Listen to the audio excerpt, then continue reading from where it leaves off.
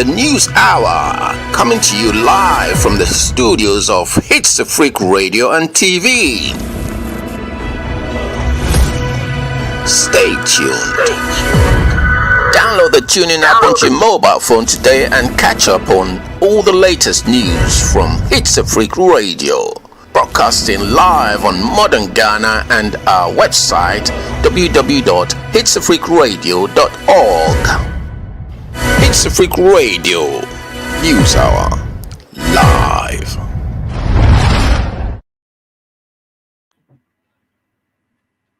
The news hour, coming to you live from the studios of Hitzafrik Radio and TV. Stay tuned. Download the tuning app on your mobile phone today and catch up on all the latest news from Hitzafrik Radio. Broadcasting live on modern Ghana and our website www.hitzafrikradio.org. Hitzafrik Radio News Hour live. It's a good evening. The time is exactly 19 hours GMT in the studios of Hitzafrik Radio and TV. Now let's do today's headlines. SHS boy in police custody for stabbing 23 years to death. GES apologizes over SHS reopening. Class 4 people crashed to death in traffic to a die-hard fan. These and many other stories will bring your way this evening. Stay tuned as we do the news in details. My name is Abna Ahuni. Now let's do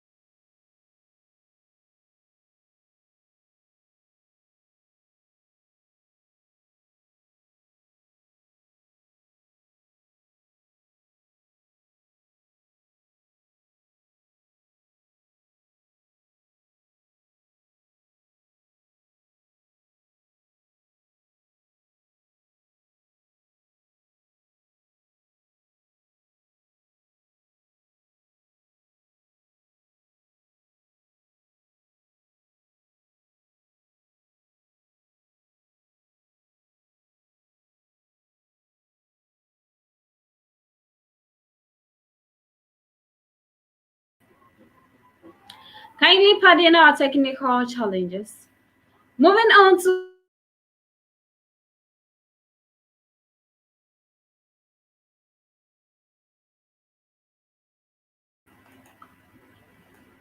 Moving on to tonight's stories, SHS boy in police grips for stabbing a 23-year-old to death.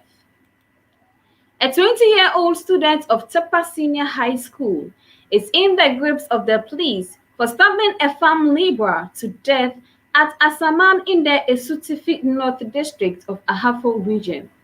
According to the district police commander, DSP Paul Ankan, the incident occurred when the deceased 23-year-old Seiju went to a nearby shop to buy sachet water. Upon the purchase, he requested that the shopkeeper put them in a polythene bag because of the quantity.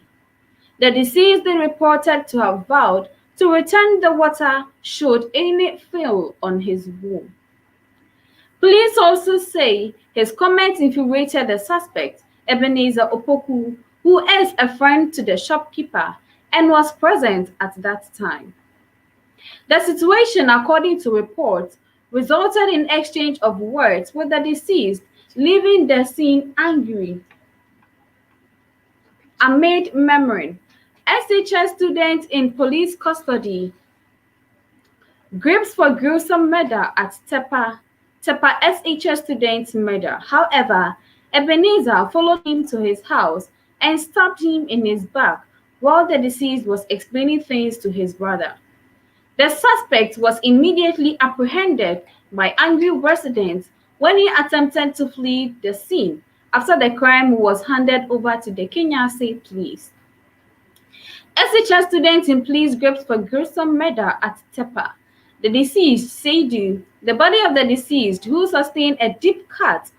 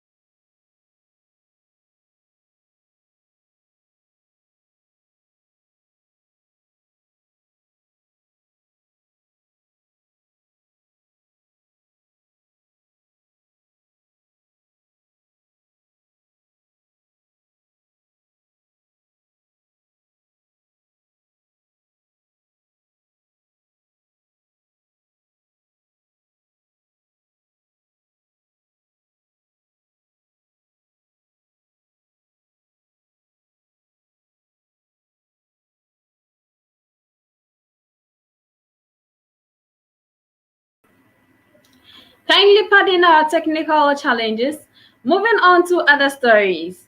GES apologizes over SHS reopening postponement. The service announced its decision to postpone reopening on Tuesday, 6 April 2021. The Ghana Education Service has apologized to all stakeholders for the late communication of the postponement of the reopening of senior high schools for final year students. The service announced its decision to postpone reopening on Tuesday, 6 April, same day the Form 3 students were supposed to report school. It said it has considered a proposal by the Conference of Heads of Assistant Secondary Schools, CHASS, to delay the reopening of the final year students. The reopening was, therefore, moved to Wednesday, 5th May. This is to give the Form 3 students an uninterrupted instructional period till they write their final examination.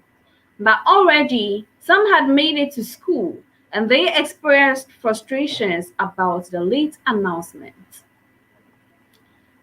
In the letter you are seeing is the apology letter from the GES.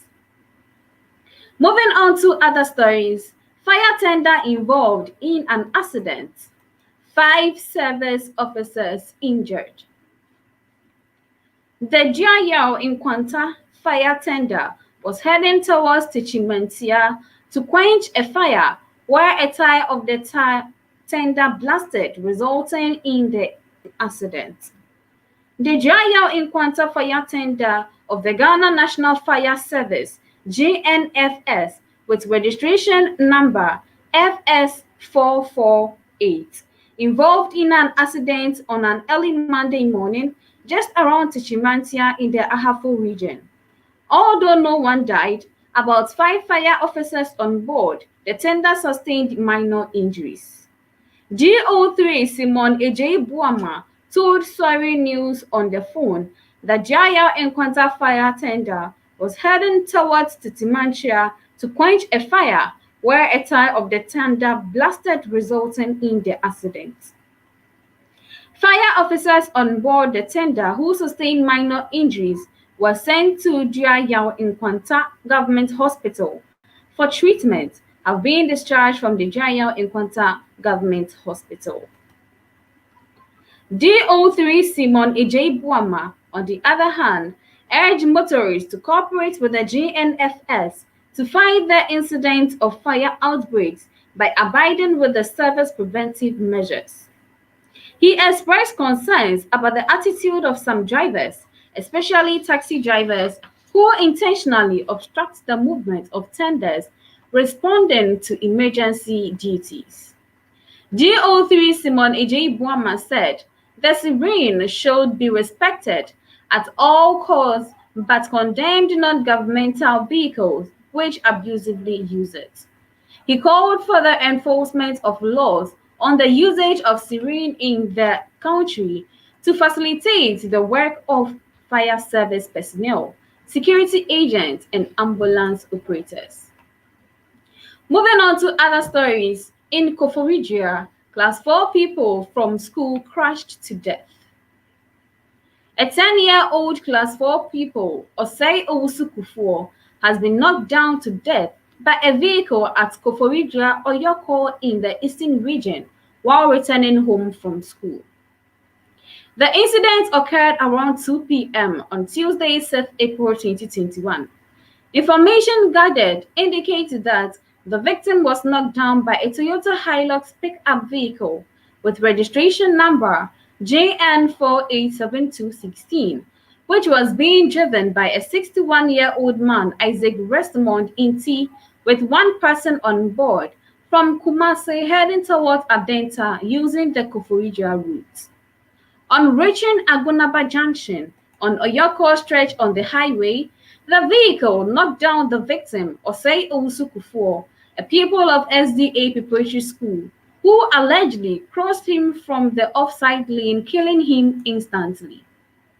The impact of the accident forced the vehicle to veer off the road and eventually rammed into a nearby container shop at the roadside. Unfortunately, no casualty recorded.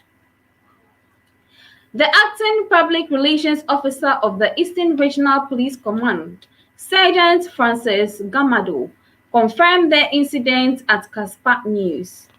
He said the driver reported himself to Oyoko police station and was arrested and detained to assist investigation. The accident vehicle has been impounded by police.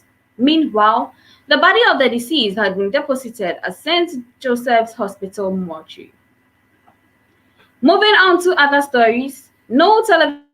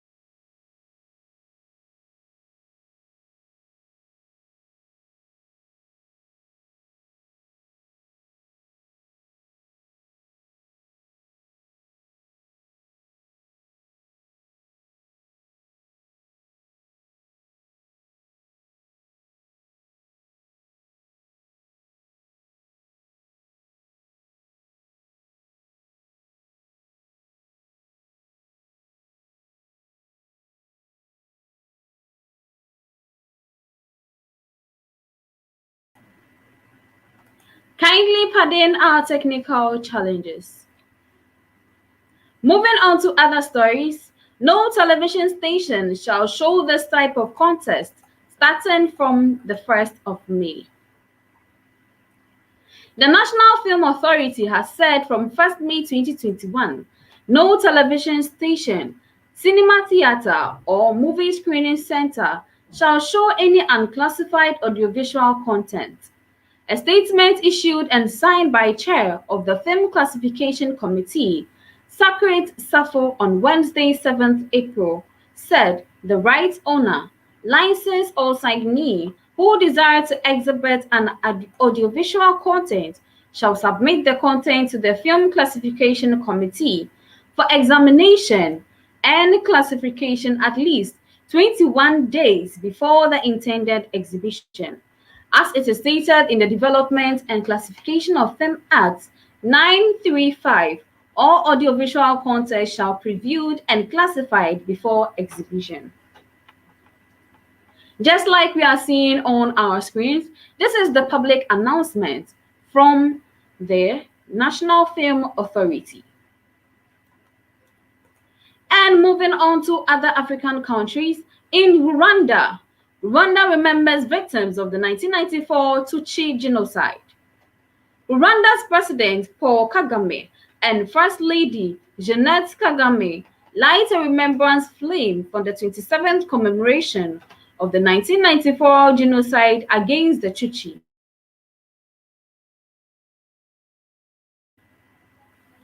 It has been exactly 27 years since the 1994 Tutsi genocide started in Rwanda.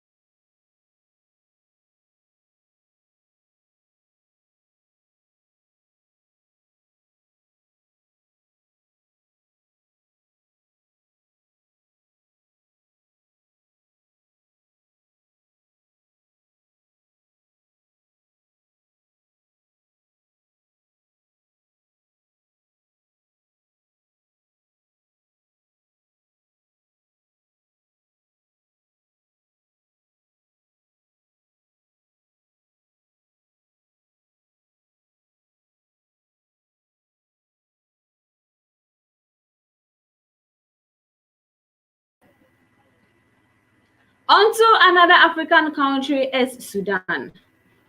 Descendants of Sudan Jews hope to mend ties with Israel. Amin Israeli, the grandson of an Iraqi Jew who settled in Sudan and whose family later converted to Islam, and his daughter Salma, in a corner of a shabby central Khartoum neighborhood, Hebrew-lettered gravestones jut up the rubble stone triple plot, remnant of the small but vibrant Jewish community that once lived in Sudan. The cemetery stood for years as a reminder of an overlooked chapter in Sudan's history, but for decades it had been neglected, abandoned among cracked streets littered with trash and lined by Thai shops.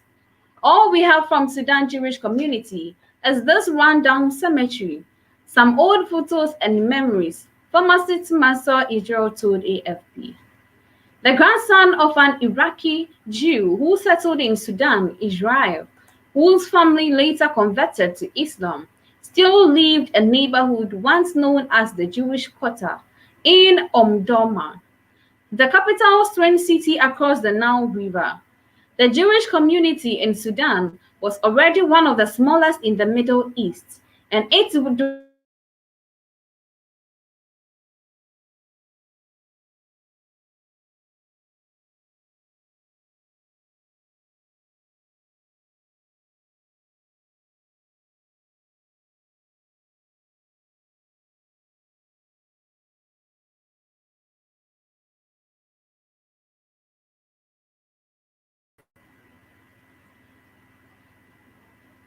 While Sudan had by then gained independence from Anglo-Egyptian rule, its politics remained closely tied to its northern neighbor.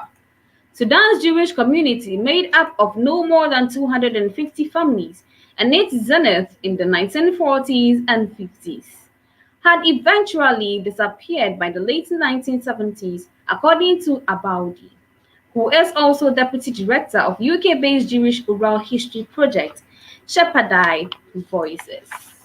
And here lies the end of the local story. Stay tuned as we do the foreign news. The News Hour, coming to you live from the studios of Hitzafrik Radio and TV. Stay tuned. You're still logged on to Hitzafrik Radio and TV. We are streaming live on Facebook, YouTube, and Twitter at Hitzafrik Radio and TV. Don't forget, we are also streaming live on our website at www.hitzafrikradio.org. Now let's do some world news. EU drug regulator unusual blood clot to very rarely AstraZeneca side effects. After a study looking at 86 such cases in the EU, the European Medicines Agency EMA concluded the benefits of the vaccine outweighed the risks. There was no definite causal link, and although most cases were in women under 60, they also occurred in men. The EU has vaccinated more than 20 million people. Separately, the UK's vaccine advisory body said that under 30s, they were to be offered an alternative jab to AstraZeneca. Due to the blood clot issue, some 79 people had suffered rare blood clots after vaccination by the end of March in UK on the 19th, of whom 19 had died. Moving on to other stories, Taiwan accuses China of vaccine diplomacy in Paraguay. Foreign Minister Joseph Wu claimed China has promised millions of doses for Paraguay, which has been hit hard by the pandemic. Beijing considered Taiwan to be part of China and says it should unite with the Chinese.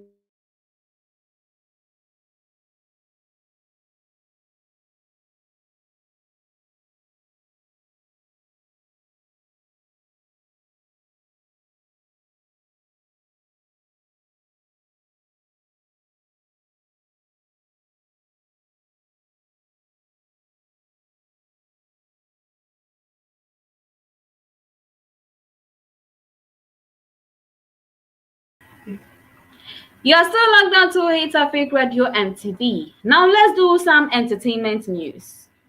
All doom so be doom so fix the problem.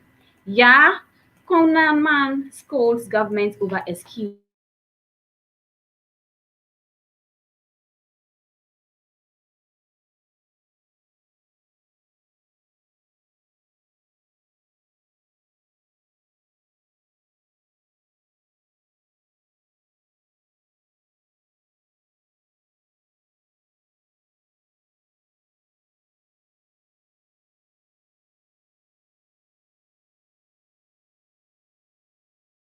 Konaman has been bemoaned the government over its reasons behind the power cut some parts of the country has been experiencing. Yakunaman's comment comes as a reply to the Minister of Energy, Dr. Matthew Opoku Prempeh, who has slammed some sections of Ghanaians call the current energy challenges doomsday. All doomsday be doomsday, fix the problem. Yakunaman schools government over excuses. Speaking on UTV this morning, she said, hasn't your lights gone off? Whether it's GRIDCO, ECG, with even minister saying the doomsday is not Mahama kind of doomsday. All doomsday be doomsday. Fix the problem and don't justify it. Moving on to other stories, AMG Amani takes off her sneakers in traffic and gifted them to die-hard fans. They don't want to see Amani, but this Amani himself, he said, and while speaking close from the tears and holding a towel on the neck of the rapper, he added that, take me away, make I go bath. The Amani handed him the white towel. Out of shock of getting the towel from the tapper, he says, as role model. He stretched himself to hug him through the window of the car while saying, hey, Amani still love, Amani, I swear I love you. He then removed the slippers from the rapper and said, take 'em. One day I promise I'll go become like you. Amani, I swear, every day me a day. The Grammy awarding artist went to Donovan Lynch funeral this week. And this is where we end the news for tonight. Stay tuned as we fetch you a recap of tonight's stories. The News Hour, coming to you live from the studios of Hitzafrik Radio and TV. Stay tuned. You're still logged on to Hitzafrik Radio and TV. Now let's do a recap of tonight's headlines. SHS boy in police custody for stabbing 23 to death. GES apologizes over SHS reopening. Class 4 pupils crushed to death. AMG Amani takes off her sneakers in traffic to a die-hard fan. These and many other stories we brought your way this evening. Have a blessed evening. My name is Abuna Ahinia. Enjoy the rest of our programs and stay healthy.